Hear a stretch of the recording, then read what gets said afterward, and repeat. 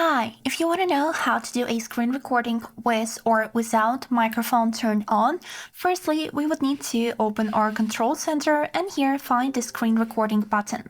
So if you don't have it in your control center after the update, you would need to add it from the start. To do it, here we would need to click on this plus at the left upper corner and here click on this button Add a control.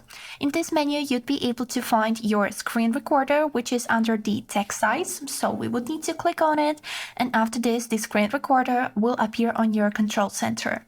Now we would need to simply swipe up to save the changes.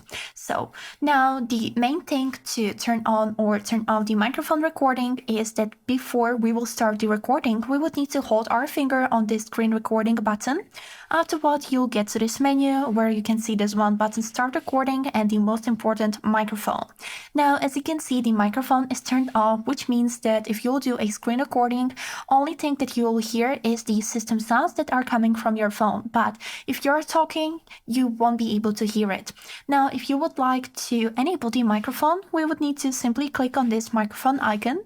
And now when it's red, you can see the status has switched to turned on. And if you will start a screen recording, you'll be also able to hear your voice on the screen recording. So this is basically it. Now we can click on this button, start recording, which will start in 1 second. And now we can freely talk and make sure that it will be also recorded on the screen recording. So I'll stop the recording and open the gallery to double check that my voice has been recorded.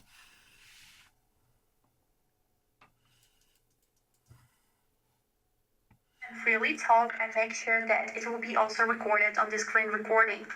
Yes, as you can see, my voice has been successfully recorded. That's all. I hope this video was helpful and have a great day.